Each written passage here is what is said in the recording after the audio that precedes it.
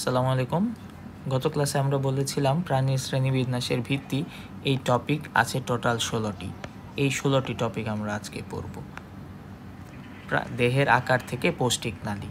এই যে দেহের আকার, এখানে দেহের আকার বর্ণনা, এটা 1 নম্বর দিয়ে বর্ণনা করা হয়েছে এবং 16 পর্যন্ত পৌষ্টিক নালীর বর্ণনা দিয়ে এই টপিকটা শেষ হবে।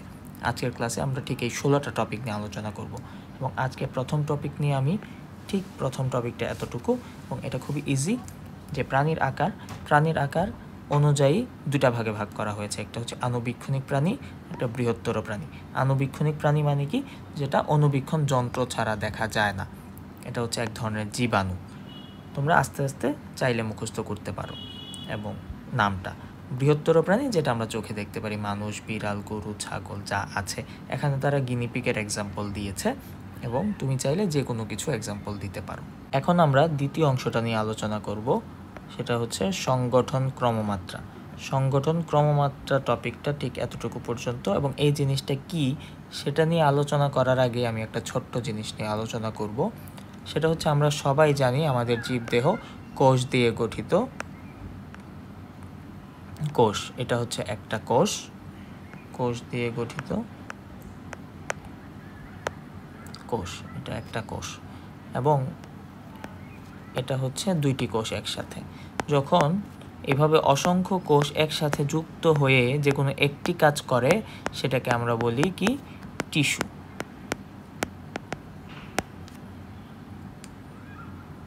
এটা হচ্ছে কোষ, এটা টিস্যু। অনেকগুলো টিস্যু মিলে যদি একটি কাজ করে সেটি হচ্ছে অঙ্গ, এবং অনেকগুলো অঙ্গ মিলে যদি একটি কাজ করে সেটাকে বলা হয় তন্ত্র। ক্লিয়ার? কিছু কিছু প্রাণীতে দেখা যায় শুধু কোষ আছে, কিছু কিছু প্রাণীতে দেখা যায় টিস্যু আছে কিন্তু অঙ্গ নেই, আবার কিছু কিছু প্রাণীতে দেখা যায় অঙ্গ আছে, আবার কিছু কিছু প্রাণীতে দেখা যায় অনেকগুলো অঙ্গ মিলে একটা পূর্ণাঙ্গ সিস্টেম বা তন্ত্র তৈরি করে। যেমন আমাদের দেহ, হাত, পা, মাথা সব কিছু মিলে একটা সিস্টেম, যেটাকে আমরা বলা হয় মানব দেহ বা মানব সিস্টেম আমরা বলি। এখন আমরা দেখব যে এখানে বলেছে কোষীয় মাত্রার সংগঠন। কোষীয় মাত্রার সংগঠন, প্রাণীটা শুধুমাত্র কোষ দিয়ে তৈরি এবং সেটা হচ্ছে পরিফেরা পর্ব। এবং পরিফেরা পর্বটা আমাদের 1 নম্বর পর্ব। আমরা গত ক্লাসে বলেছিলাম আমাদের পর্ব টোটাল 33টি, কিন্তু আমাদের মেজর পর্ব হচ্ছে কয়টি? 9টি। এই 9টি পর্ব আমাদের সিরিয়ালি পড়তে হবে এবং প্রথম পর্বটির নামই হচ্ছে এই পরিফেরা এবং সেটি কোষীয় মাত্রার প্রাণী। দ্বিতীয় হচ্ছে কোষ টিস্যু মাত্রার প্রাণী, এতে কোষও থাকবে এবং টিস্যুও থাকবে। এটি হচ্ছে দ্বিতীয় পর্বের প্রাণী, এটির নাম হচ্ছে নিডারিয়া। সি দিয়ে শুরু হলেও এর উচ্চারণ নিডারিয়া। তৃতীয় অংশটি হচ্ছে টিস্যু অঙ্গমাত্রার সংগঠন, এটা হচ্ছে তৃতীয় পর্ব, এটা হচ্ছে প্লাটিহেলমিনথিস। এবং চতুর্থটি অঙ্গতন্ত্র মাত্রার গঠন, যেটা আগেই বলেছি অনেকগুলো অঙ্গ মিলে একটি তন্ত্র গঠন করেছে। এই যে অনেকগুলো অঙ্গ মিলে একটা তন্ত্র বা সিস্টেম গঠন করেছে, এটা হচ্ছে অঙ্গতন্ত্র গঠন মাত্রার প্রাণী। অঙ্গতন্ত্র মাত্রার গঠন এটা হচ্ছে 4 থেকে মেজর পর্বের 4র্থ থেকে 9ম পর্যন্ত পর্বটি হচ্ছে অঙ্গতন্ত্র মাত্রার গঠন। তার মানে তোমরা যদি মেজর পর্ব 1 থেকে 9 সিরিয়ালি মুখস্থ করতে পারো, আর এটা তো সিরিয়ালি আছে, প্রথমে কোষ, এরপরে কোষ টিস্যু, টিস্যু অঙ্গ, অঙ্গতন্ত্র, এই 4টি কোন কোন পর্বের এক্সাম্পল সেটা অতি সহজেই মুখস্থ করতে পারবে। এখন আমরা 3 নম্বর অংশটা পড়ব, সেটা হচ্ছে জীবন পদ্ধতি। জীবন পদ্ধতি এখান থেকে নিয়ে পরের পেজে অল্প একটু অংশ আছে, আমরা আগে এই পেজটাতে দেখি। জীবন পদ্ধতি তারা 4টি অংশে ভাগ করেছে, এখানে 2টি আছে, পরের পেজে ঠিক 2টি আছে। প্রথম অংশটির নাম হচ্ছে মুক্তজীবী প্রাণী, খুবই সোজা কথা, যে মুক্তভাবে ঘুরে বেড়ায় যেমন কবুতর। দ্বিতীয় হচ্ছে পরজীবী প্রাণী, যে আরেক প্রাণীর দেহে বসবাস করে যেমন কৃমি। এবং তৃতীয় অংশ হচ্ছে মিথজীবী প্রাণী। মিথজীবী প্রাণী মানে হচ্ছে একটা প্রাণীর দেহে আরেকটা প্রাণী বাস করে, দুজনই উপকার হয়। এটা একটু পরে ডিটেলসে ব্যাখ্যা করছি। এবং চতুর্থ হচ্ছে সহজীবী প্রাণী। এই দুইটা টার্ম আমি একটু অল্প করে একটু কথা বলি। সেটা হচ্ছে তোমরা দ্বিতীয় অধ্যায়ে পড়বে হাইড্রা একটা প্রাণী আছে, দেখতে কিছুটা এরকম, তার কিছু কোষিকা আছে। এই হাইড্রার ভিতরে এক ধরনের শৈবাল বাস করে।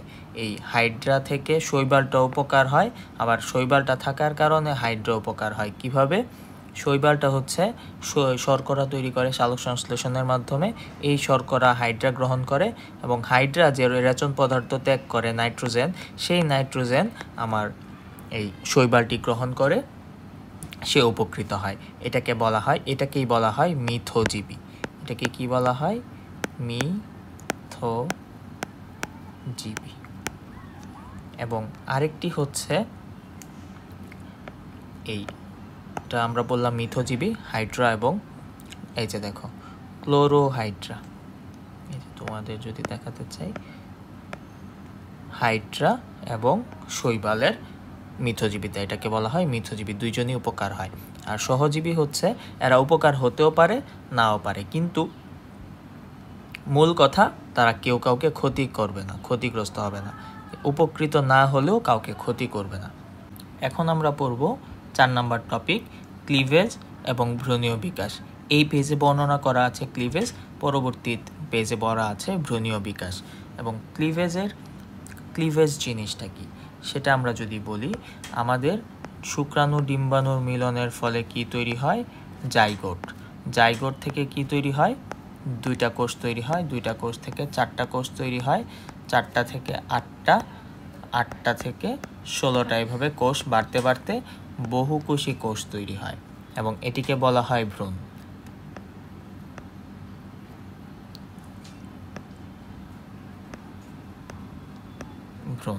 বহুকোষী অংশটাকেই ভ্রূণ বলা হয়, যেই অংশটা এখনো হিউম্যান বডি রূপে তুমি রিকগনাইজ করতে পারবে না, বা মানব দেহ রূপে তুমি এটা বুঝতে পারবে না, যেটা মানব দেহ, এটাকে আমরা ভ্রূণ বলি।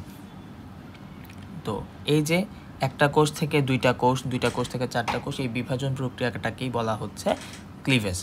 এখন ক্লিভেজের কিছু শ্রেণী বিভাগ করা হয়েছে। শ্রেণী বিভাগটি 2টি হেডলাইনে করা হয়েছে।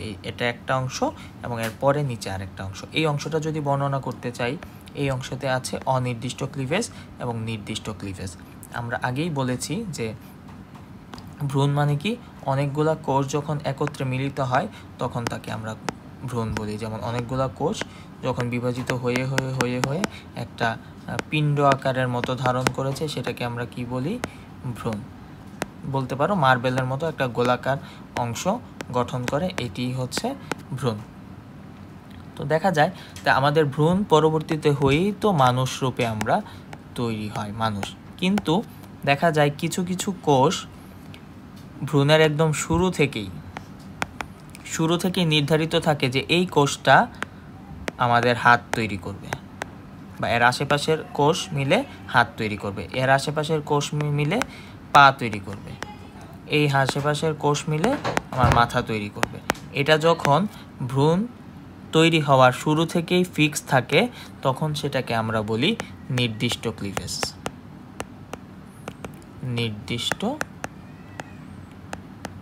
ক্লিভেজ। এবং এটি যখন শুরু থেকে ফিক্স থাকে না এবং যখন অঙ্গ তৈরি হয়, অঙ্গ তৈরির সময় ঠিক হয়, অঙ্গ তৈরির সময় যে কোষ থাকে সেই কোষ থেকেই এক একটা তৈরি হয়, শুরু থেকে তৈরি থাকে না, সেটাকে বলা হয় অনির্দিষ্ট ক্লিভেজ।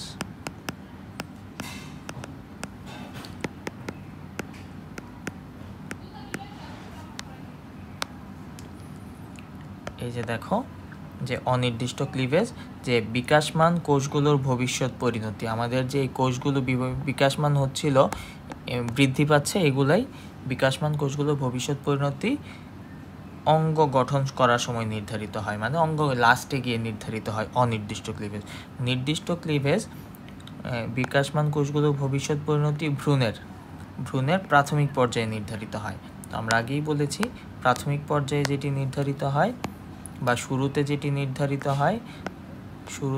নির্ধারিত হয় তাকেই বলি নির্দিষ্ট ক্লিভেজ, এবং যেটি অঙ্গ তৈরির একদম শেষের দিকে নির্ধারিত হয় যে কোন কোষটা হাত তৈরি করবে নাকি পা তৈরি করবে, এটাকে বলা হয় অনির্দিষ্ট ক্লিভেজ।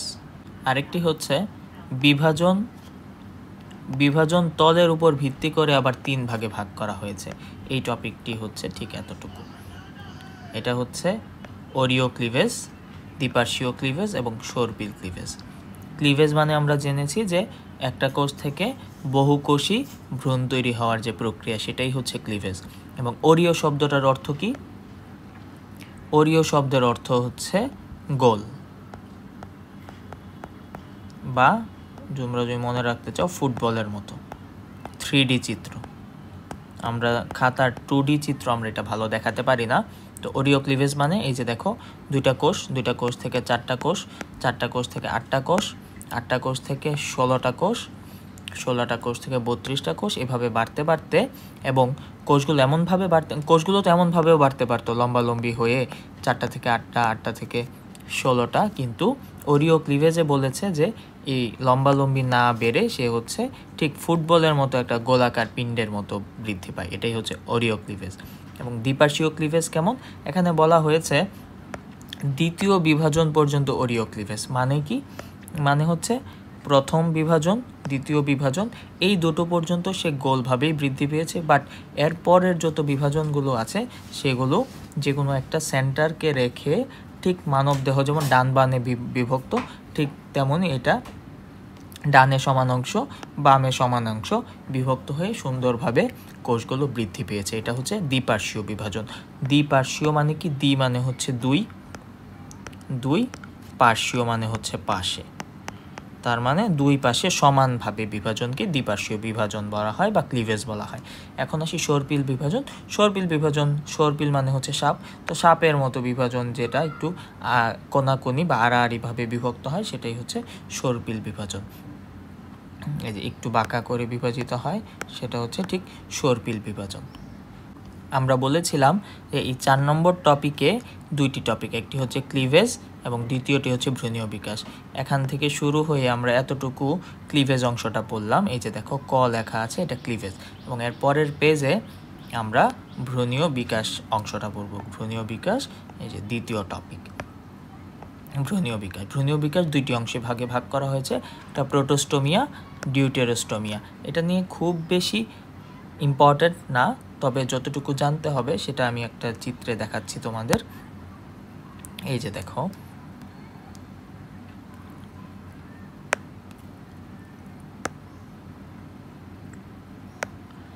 এই যে প্রোটোস্টোমিয়া যে পড়েছিলাম, এই যে প্রথমটা প্রোটোস্টোমিয়াটা, দ্বিতীয়টা ডিউটেরোস্টোমিয়া। এবং এটার মাথায় একটা অংশ আছে, এটাকে বলা হয় ব্লাস্টোপোর। তো প্রোটোস্টোমিয়াতে ব্লাস্টোপোর অংশটা কিসে পরিণত হয়েছে? মাউথ বা মুখে পরিণত হয়েছে। এবং ডিউটেরোস্টোমিয়াতে আমার ব্লাস্টোপোরটা অ্যানাস বা পায়োছিদ্রে পরিণত হয়েছে। এই অংশটাই তোমার বই সুন্দরভাবে বলা আছে। দেখো, ভ্রূণীয় ব্লাস্টোপোর, এই যে প্রোটোস্টোমিয়ার ভ্রূণীয় ব্লাস্টোপোরটা কিসে পরিণত হয়েছিল? মাউথ বা মুখে। এবং ডিউটেরোস্টোমিয়ার ভ্রূণীয় ব্লাস্টোপোরটা কিসে পরিণত হয়েছিল? অ্যানাস বা পায়োছিদ্রে। এবং এই ডিউটেরোস্টোমিয়া কোথায়, কোন কোন পর্বে পাওয়া যায়? একাইনোডার্মাটা এবং কর্ডাটা কত নম্বর পর্ব? 8 এবং 9। এই সংখ্যা দিয়ে মনে রাখবে, পড়তে সুবিধা হবে। এবং অ্যানেলিডা, আর্থ্রোপোডা, এগুলো সংখ্যা দিয়ে পড়বে। এরপরের 5 নম্বর টপিকটি হচ্ছে ভ্রূণস্তর বা জার্ম লেয়ার। ভ্রূণস্তর টপিকটা এতটুকু পর্যন্ত বিস্তৃত। এটির ভ্রূণস্তর টোটাল 2টি, একটি হচ্ছে দ্বিস্তরী প্রাণী বা ত্রিস্তরী প্রাণী। এখন কথা হচ্ছে ভ্রূণস্তর জিনিসটা কি? ভ্রূণ যার হচ্ছে স্তর আছে। কয়টি স্তর আছে? কোনো কোনো প্রাণীতে 2টি স্তর আছে, কোনো কোনো প্রাণীতে 3টি স্তর আছে। যেমন আমি এই জিনিসটা আঁকার আগে একটু বলে নেই আগের টপিকের, সেটা হচ্ছে আমি তোমাদের দেখিয়েছিলাম এই যে ভ্রূণ মানে কি? কয়েকগুলো কোষের সমষ্টিকে আমরা কি বলতাম? ভ্রূণ। এখন এই যে ভ্রূণ আমরা কি বলেছিলাম? ফুটবলের মতো, মানে গোলাকার, একদম ভিতরে অনেকগুলা কোষ আছে। এবং এটাকে যদি আমরা প্রস্থচ্ছেদ করি ঠিক এরকমভাবে, এবং এটা আমরা এইভাবে বাইরে থেকে দেখি, তার মানে আমরা ফুটবল যদি অর্ধেক কেটে ফেলি যেভাবে দেখব, ঠিক সেরকমভাবে আমরা এখানে দেখতে পাচ্ছি। এই যে এটা হচ্ছে একটা ফুটবলের ঠিক মাঝখান দিয়ে প্রস্থচ্ছেদে কি আছে? প্রস্থচ্ছেদে দেখো এই যে সবুজ লেয়ারটা, এখান থেকে শুরু হয়ে তোমার এই যে বাইরে পুরাটা লেয়ার দেখতে পাচ্ছ। এই যে এখানে দেখো ডট ডট দিয়ে কোষ দেখানো হয়েছে, এই যে কোষের লেয়ারটা, এটা ঠিক বাইরের দিকে না, এটাকে বলা হচ্ছে এক্টোডার্ম। এবং ভিতরে দেখো গোলাপি একটা লেয়ার আছে, এটাকে বলা হয় এন্ডোডার্ম। এখন আমি যদি শব্দ ভাঙি, একটো শব্দের অর্থ বাইরে, দেখো বাইরের লেয়ারটা বাইরের দিকে। মেসো শব্দের অর্থ মাঝে, এই যে এই দুইটা লেয়ারের মাঝে না এটা, তার মানে এটা কি মেসো মানে মাঝে। তারপর এন্ডো, এই যে দেখো গোলাপি অংশটা কি ভিতরের না, এন্ডো শব্দের অর্থ কি ভিতরে। তো বাইরের সবুজ লেয়ারটাকে বলা হচ্ছে এক্টোডার্ম, মাঝের এই সাদা অংশটাকে বলা হচ্ছে মেসোডার্ম, এই যে মেসোডার্ম, এবং সবুজ অংশটাকে বলা হচ্ছে এন্ডোডার্ম। এই যে চিত্রটা দেখতে পাচ্ছ, এটা হচ্ছে দ্বিস্তরী এবং এটা ত্রিস্তরী। কিভাবে? এটাতে সবুজ এবং গোলাপি অংশটা আছে, কিন্তু মাঝখানে সাদা অংশটাতে কোনো কোষ নেই। কোষ থাকা আমরা বুঝি কিভাবে? মাঝে ডট ডট দেওয়া আছে কিনা, এই যে ডট ডটগুলা দিয়ে বোঝায় নিউক্লিয়াস নেই, তার মানে এই জায়গাতে কোনো কোষ নেই। কিন্তু তুমি এই জায়গাটা এই চিত্রটা খেয়াল করো যে এটার এই জায়গাতেও কোষ আছে, যেটা বাইরের লেয়ার, যেটা মাঝের লেয়ার এখানেও কোষ আছে, যেটা ভিতরের লেয়ার এখানেও কোষ আছে। তো বাইরেরটা এক্টোডার্ম, মাঝেরটা মেসোডার্ম এবং ভিতরেরটা এন্ডোডার্ম। ঠিক সুন্দর করে লেবেলিং দেওয়া আছে। আমি আবারও বলছি, এক্টোডার্ম বাইরেরটা, এন্ডোডার্ম ভিতরেরটা, মেসোডার্ম মাঝেরটা। তো এটা তোমরা খেয়াল করে পড়বে। এখন যেসব প্রাণীতে ভ্রূণের অবস্থায়, আবারও বলছি এই জিনিসটা কোথায় থাকে? ভ্রূণ, এই যে ভ্রূণস্তর, এই যে এখন দেখো এইগুলো কার লেয়ার? ভ্রূণের 3টা লেয়ার না, বা ভ্রূণের 2টা লেয়ার। তো এটাকেই বলা হচ্ছে ভ্রূণের লেয়ার। তো যেসব প্রাণীতে ভ্রূণাবস্থায় 2টি লেয়ার পাওয়া যায় সেটাকে বলা হয় দ্বিস্তরী প্রাণী। যেসব প্রাণীতে ভ্রূণের মাঝে 3টা লেয়ার পাওয়া যায় তাকে বলা হয় ত্রিস্তরী প্রাণী। আবারও আমরা সেই আগের কথাতেই চলে যাব যে আমাদের পর্ব টোটাল কয়টি ছিল? 9টি পর্ব ছিল, মেজর পর্ব। তো দ্বিস্তরী প্রাণীর এক্সাম্পল হচ্ছে 2 নম্বর পর্ব, দ্বিস্তরী 2 মনে রাখতে পারো, 2 দ্বিস্তরী প্রাণী কোনটি? 2 নম্বর পর্বের প্রাণী। 2 নম্বর পর্বের নাম কি? 2 নম্বর পর্বের প্রাণ হচ্ছে নিডারিয়া। এবং 3 থেকে 9 নম্বর পর্বের প্রাণী হচ্ছে ত্রিস্তরী প্রাণী। এটি হচ্ছে প্লাটিহেলমিনথিস থেকে কর্ডাটা পর্যন্ত। ভ্রূণস্তরের পরের টপিকটি হচ্ছে প্রতিসাম্য টপিকটি শুরুর আগে এখানে দ্বিস্তরী এবং ত্রিস্তরী প্রাণীর পার্থক্য দেওয়া আছে। প্রতিসাম্য বলতে আসলে বোঝায় কোনো একটা প্রাণী ডানে বামে অথবা সামনে পিছনে উপর নিচে কয়টি সমান ভাগে ভাগ করা যায়, সেটি হচ্ছে প্রতিসাম্য। তো প্রতিসাম্য জিনিসটি 5টি ভাগে ভাগ করা হয়েছে। এই পেজে 3টির বর্ণনা দেওয়া আছে, পরবর্তী পেজে 2টির বর্ণনা দেওয়া আছে। প্রথমটি হচ্ছে গোলীয় প্রতিসাম্য মানে হচ্ছে ঠিক একটা বস্তু হচ্ছে গোলাকার, যেটাকে এইভাবে কাটলেও সমান 2টা ভাগে ভাগ হবে, ঠিক এইভাবে কাটলেও সমান 2টা ভাগে ভাগ হবে। যেভাবেই কাটি না কেন 2টা ভাগে ভাগ হবে, এটা হচ্ছে ঠিক ফুটবলের মতো। এবং দ্বিতীয় ভাগটি হচ্ছে অরীয় প্রতিসাম্য মানে লম্ব অক্ষ বরাবর 2-এর বেশি সংখ্যায় অর্ধাংশে ভাগ করা যাবে। এটা যদি আমি ঠিক উপর দিয়ে কাটি বা এই পাশে এইভাবে কাটি, 2টা ভাগে ভাগ হবে। আর এটা কেকের মতো, উপর দিয়ে আমি যেভাবেই কাটি 2টা ভাগে ভাগ করা সম্ভব। কিন্তু আমি যদি এটা এভাবে কাটি, উপরে আর নিচে কিন্তু 2টা সমান অংশে ভাগ হবে না। এটাই হচ্ছে অরীয় প্রতিসাম্য।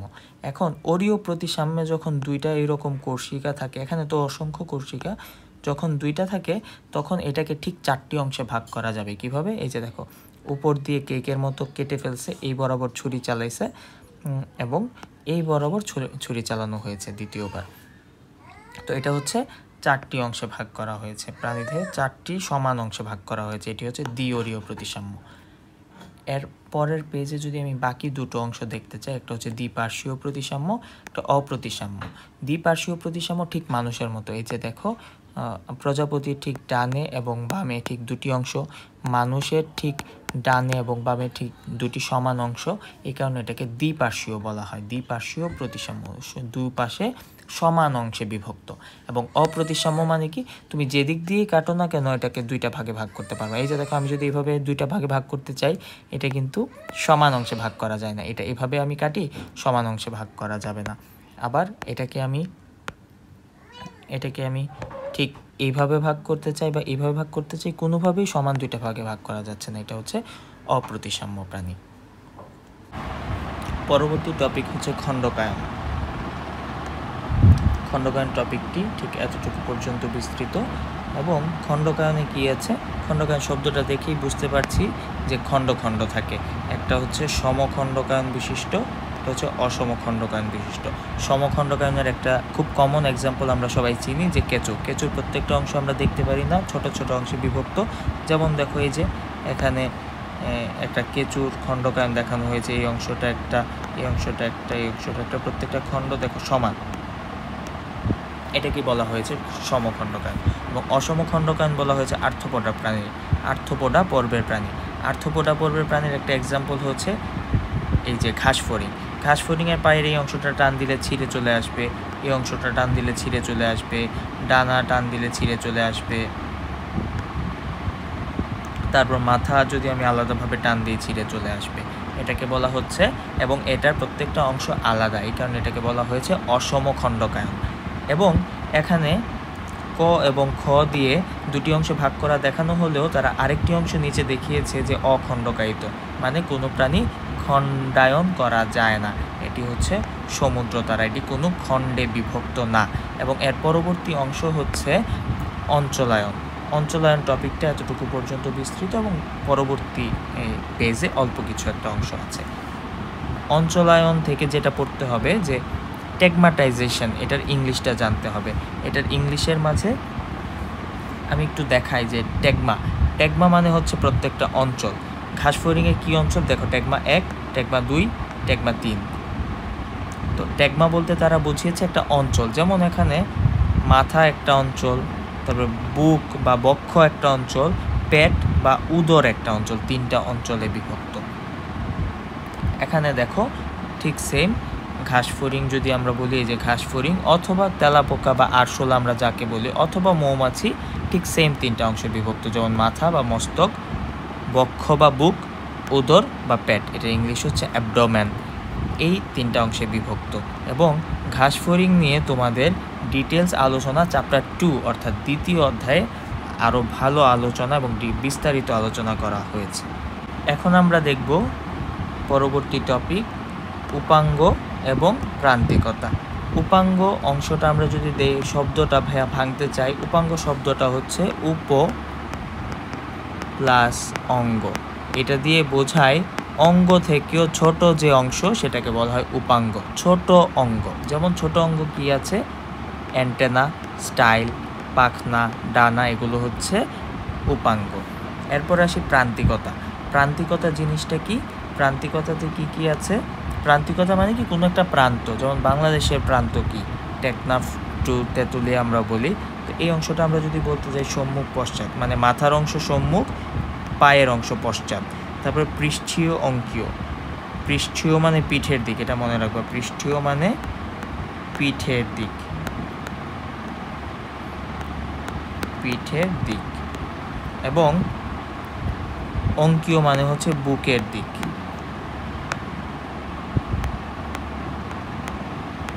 বুকের দিক।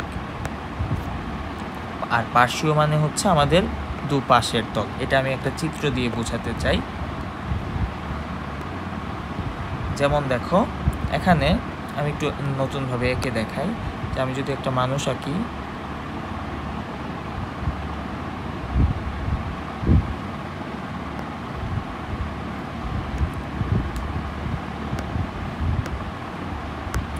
এই যে এই অংশটা, এই অংশটা কি তার পিঠের দিক, এই অংশটা কি তার বুকের দিক।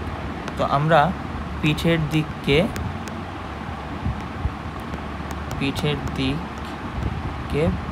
পৃষ্ঠীয় দিক বলতে পারি, পৃষ্ঠীয় দিক। আর বুকের দিককে আমরা বলি অঙ্কীয় দিক। এটা সবাই মনে রাখবে, এটা পরবর্তীতে কাজে লাগবে। এবং মাথার অংশকে তো বলেছি সম্মুখ দিক, এবং পায়ের অংশকে বলি পশ্চাৎ দিক।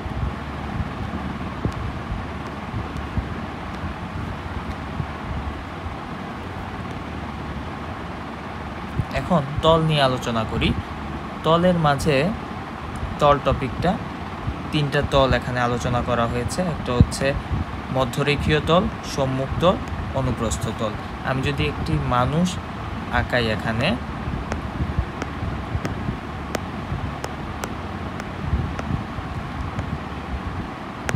তো যে রেখাটা আমার একটা মানুষকে ডানে বামে দুটো অংশ ভাগ করে সেটাকে বলা হয় মধ্যরেখীয় তল। দেখো লেখা আছে ডান এবং বাম অর্ধাংশে ভাগ করে। তো এই যে তলটা, এই তলটাকেই বলা হয়েছে মধ্যরেখীয় তল। এবং যেই একটা তল বরাবর আমি যদি একটা মানুষকে কেটে ফেলি, আমি যদি এইভাবে কেটে ফেলি, তো এই অংশটা আমার একটা মানুষকে উপরে একটা অংশ মাথার অংশ এবং নিচে একটা অংশ পায়ের অংশে ভাগ করেছে। দেখো সম্মুখ অংশ এবং পশ্চাৎ অংশে ভাগ করেছে, মানে পায়ের অংশ এবং মাথার অংশ দুটাকে আলাদা ভাগে ভাগ করেছে, ঠিক এই তলটা। তার মানে এই তলটাকে বলা হয়েছে আমার অনুপ্রস্থ তল। তার মানে আমরা অনুপ্রস্থ তল দেখলাম, মধ্যরেখীয় তল দেখলাম, এখন বাকি হচ্ছে সম্মুখ তল। সম্মুখ তল দেখার জন্য আমরা আরেকটা একটু চিত্রে দেখে যাই। দেখো এই যে এখানে আমি যদি একটা মানুষকে ঠিক এইভাবে ভাগ করি, তাহলে এই তলটা, এই যে এই তলটা একটা মানুষকে কয়টা ভাগে ভাগ করে? পিঠের দিকে এবং বুকের দিকে। তো এই তলটা আমাকে ভাগ করলো পিঠের দিকে অথবা পৃষ্ঠীয় দিকে, বুকের দিকে অথবা অঙ্কীয় দিকে। তো যে তলটা পৃষ্ঠীয় এবং অঙ্কীয় দিকে ভাগ করে সেটাকে আমরা বলি সম্মুখ তল। এই যে সম্মুখ তল, যেটা পৃষ্ঠীয় দিকে ভাগ করে এবং অঙ্কীয় দিকে ভাগ করে। ক্লিয়ার? এরপরের টপিকটি হচ্ছে সিলোম। সিলোম টপিকটি এই পুরোটা পেজেই হচ্ছে বিস্তৃত। এবং সিলোম জিনিসটি আসলে কি? সিলোম মানে হচ্ছে এক ধরনের, আমরা বলতে পারি গহ্বর বা ফাঁকা জায়গা। তাকে আমরা কি বলি? গহ্বর বা ফাঁকা জায়গা। যেমন আমি একটু চিত্র দেখাই। চিত্র দেখার আগে একটু ক্লাসিফিকেশনটা বলে নিই। সিলোম কয় প্রকার? দুই প্রকার। একটা হচ্ছে অ্যাসিলোমেট, মানে হচ্ছে সিলোমবিহীন। বায়োলজি কোনো শব্দে যখন এ শব্দটা পাও, এ শব্দের অর্থ হচ্ছে কি? না, মানে এ সিলোমেট, এ প্লাস সিলোমেট, তার মানে কি? সিলোম নেই, তার মানে সিলোমবিহীন। এবং সিউডোসিলোমেট, সিউডোসিলোমেট মানে কি? সোডো বা সিউডো যাই বলো, সিউডো মানে হচ্ছে ছদ্ম বা মিথ্যা, মানে অল্প, মানে হাফ। সিলোম মানে সিলোম আছে আছে, নাই নাই একটা ভাব। এবং পরবর্তী অংশ হচ্ছে ইউসিলোমেট। ইউসিলোমেট মানে কি? ইউক্যারিওটা আমরা পড়েছি কিনা 9, 10-এ। ইউ শব্দের অর্থ হচ্ছে প্রকৃত। আর সিলোম মানে সিলোম। ইউসিলোমেট মানে হচ্ছে যেসব প্রাণীতে প্রকৃত সিলোম আছে। এখন আমি একটু চিত্র দেখতে চাই। দেখো অ্যাসিলোমেট, যাদের সিলোম নেই, এবং সিউডোসিলোমেট, যাদের সিলোম অল্প অল্প আছে, এবং ইউসিলোমেট, যাদের সিলোম খুব ভালো আছে। সিলোম জিনিসটা কি? আমরা ভ্রূণ পড়েছিলাম না? সেটাতে কি ছিল? 3টা অংশ ছিল।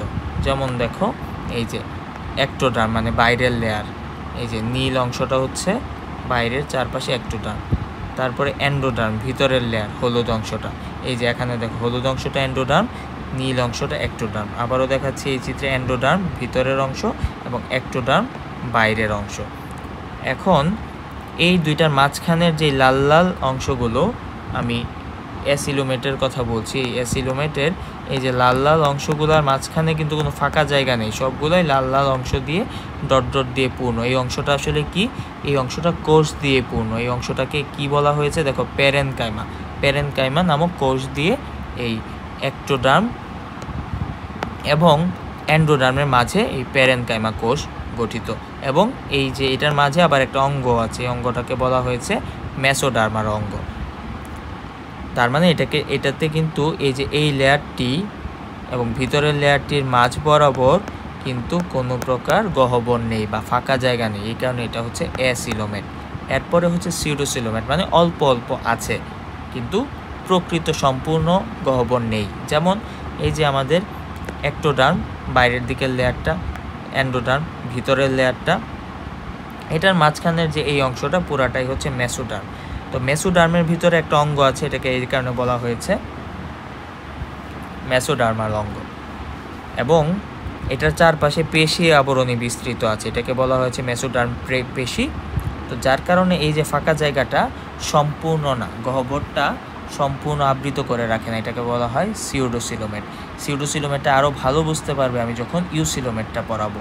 ইউসিলোমেটে দেখো যে এন্ডোডার্ম, একটোডার্ম আর এন্ডোডার্ম তো আছেই, এবং এটার মাঝখানের পুরাটাই তো হচ্ছে আমার মেসোডার্ম। এবং মেসোডার্ম দেখো এই যে মেসোডার্মাল অঙ্গ আগেরগুলোতেও ছিল, কিন্তু এখানে যে সুন্দর জিনিসটা আমরা যদি দেখাইতে চাই, এই যে দেখো সুন্দর জিনিসটা এখান থেকে বিস্তৃত হয়ে এই যে হলো লাল কালারের, এটা সুন্দর আবদ্ধ, আবার এখানে সুন্দর আবদ্ধ, একদম প্রকৃতভাবে বেষ্টিত। এটাকে কি বলা হয়েছে? Mesodermal peritoneum. এই যে দেখো মেসোডার্মাল পেরিটোনিয়াম দিয়ে পুরাটা খুব সুন্দরভাবে আবদ্ধ, এই কারণে এটাকে বলা হয়েছে ইউসিলোমেট, মানে প্রকৃত সিলোমেট। এটাই হচ্ছে প্রকৃত সিলোমেটের অংশ। অ্যাসিলোমেটের ব্যাখ্যায় যদি আমি একটু দেখিয়ে দিতে চাই, এখানে দেখো দেহপ্রাচীর এবং পৌষ্টিক নালীর মধ্যবর্তী ফাঁকা স্থানকেই সিলোম বলা হয়, এটি থাকে না। আমার এই অংশটা হচ্ছে চিত্রের মাঝে, এই অংশটা হচ্ছে পৌষ্টিক নালী।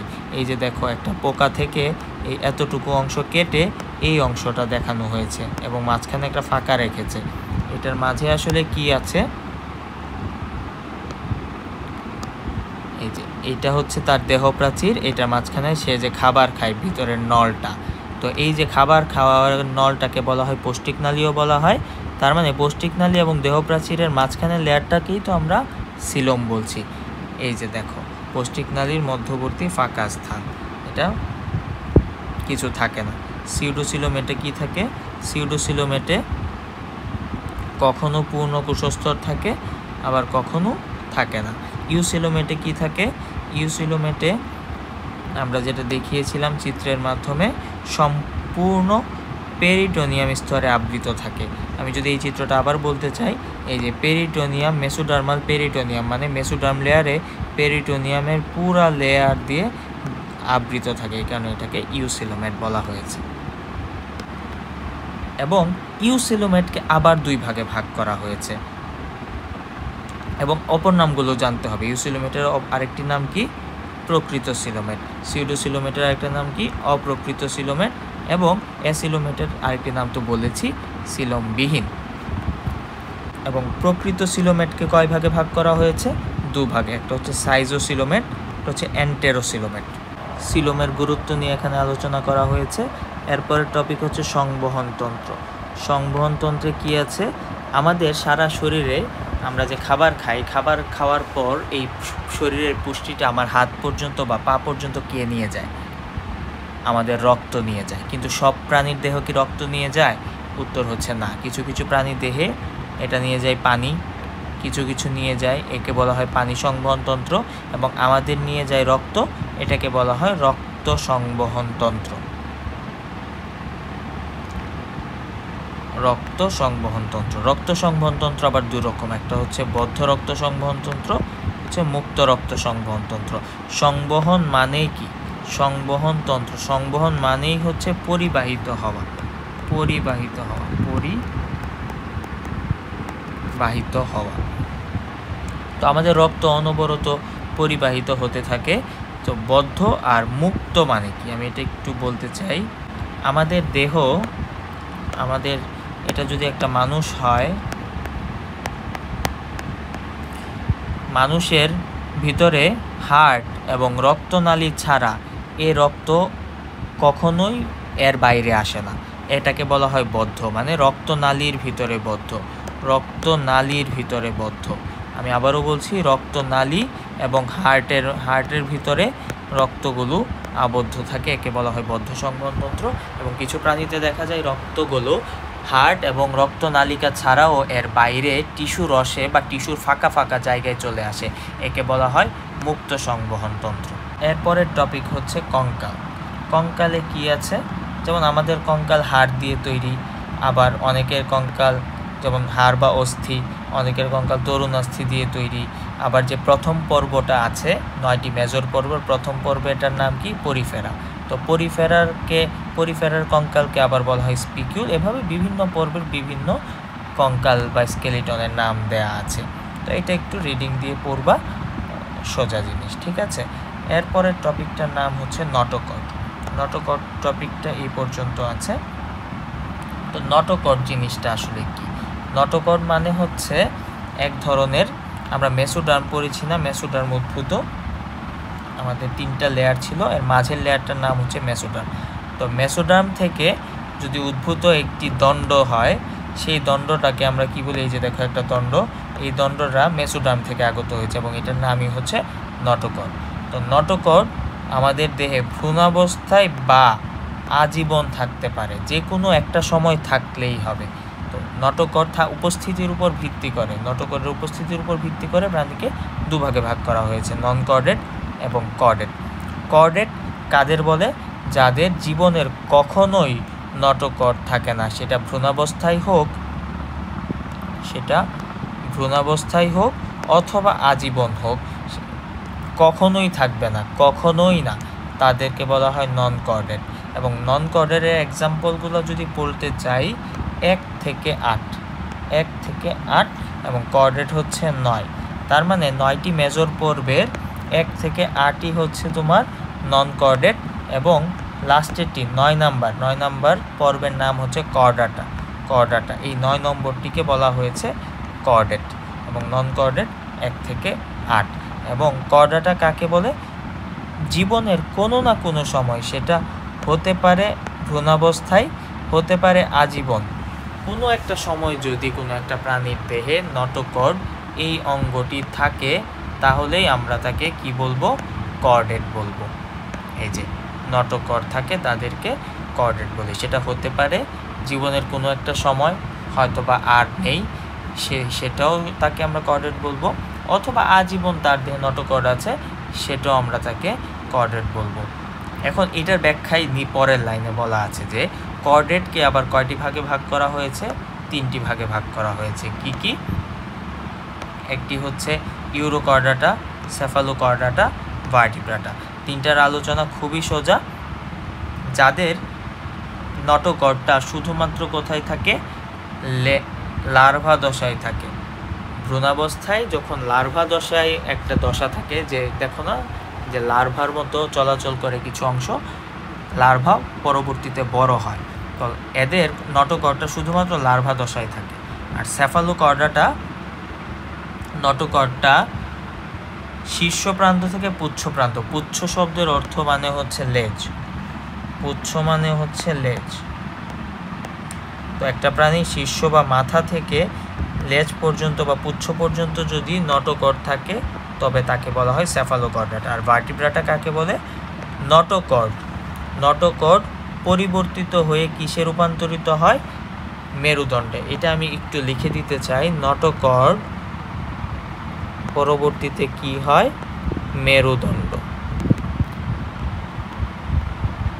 এটা কি রূপ? পরিবর্তিত রূপ। তার মানে আমাদের বুঝতে হবে যে প্রথমে নটোকর্ডের উপস্থিতির উপর যাদের আছে তাদেরকে বলা হয় কর্ডেড, যাদের নেই তাদেরকে বলা হয় নন কর্ডেড। কর্ডেডকে আবার 3টি ভাগে ভাগ করা হয়েছে, ইউরোকর্ডাটা, সেফালোকর্ডাটা এবং ভার্টিব্রাটা।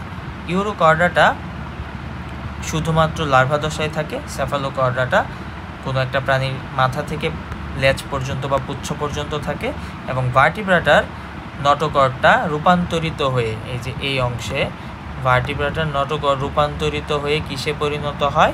মেরুদণ্ডে পরিণত হয়। যাদের মেরুদণ্ড আছে তাদেরকেই ভার্টিব্রাটা বলা হয়। ক্লিয়ার? আমাদের আজকের ক্লাসের লাস্ট টপিক শ্রেণীবিন্যাসের ভিত্তি। 1 থেকে আমরা 15 পর্যন্ত পড়ে ফেলেছি। সবাইকে ধন্যবাদ। লাস্ট টপিক আমরা পড়ে ফেলবো পৌষ্টিক নালী নিয়ে। পৌষ্টিক নালী 16 নাম্বার টপিক, লাস্ট। এটাকে 2টি ভাগে ভাগ করা হয়েছে। 1 নম্বর টপিক প্যারাজোয়া, 2 নম্বর এন্টেরোজোয়া। প্যারাজোয়া মানে হচ্ছে যাদের দেহে কোনো প্রকার পৌষ্টিক নালী নেই, পৌষ্টিক নালী বা গহ্বর নেই, মানে খাবার খাওয়ার জন্য যে নালী থাকে সেই নালীটা তার দেহে নেই। এটা হচ্ছে একদমই অনুন্নত প্রাণী। তার মানে আমাদের একদম অনুন্নত প্রাণী কোনটা? 9টি মেজর পর্বের প্রথম পর্বটির নাম কি? পরিফেরা। এন্টেরোজোয়া কাকে বলে? যাদের পৌষ্টিকনালী বা খাবারের থলে থাকে। কাদের থাকে? মানে এই যে প্যারাজোয়া হচ্ছে 1 নম্বর পর্ব। 1 নম্বর পর্ব, আমরা তো এক বা 2 সবগুলো পর্ব দিয়েই বোঝাই, পর্ব বা ফাইলাম। এবং 2 থেকে 9 বাকি সবগুলোতেই পরিপাক নালী বা পৌষ্টিক নালী থাকে। এটা হচ্ছে নিডারিয়া থেকে কর্ডাটা পর্যন্ত 2 থেকে 9, এবং প্যারাজোয়া শুধুমাত্র প্রথম পর্ব পরিফেরা। ক্লিয়ার? সবাইকে ধন্যবাদ এই অংশটি পড়ার জন্য। এবং প্রাণী জগতের শ্রেণীবিন্যাস এগুলো তো আমরা প্রথম ক্লাসেই পড়ে ফেলেছি। এর পরবর্তীতে আমরা যে 9টি পর্ব পড়েছিলাম আমি একটু দেখাতে চাচ্ছি। এই যে 9টি পর্ব আমরা পড়েছিলাম, 9টি পর্ব নিয়ে ব্যাখ্যা আমরা এখন এই অধ্যায়ের পরবর্তী ক্লাসে পড়ব। সবাইকে ধন্যবাদ।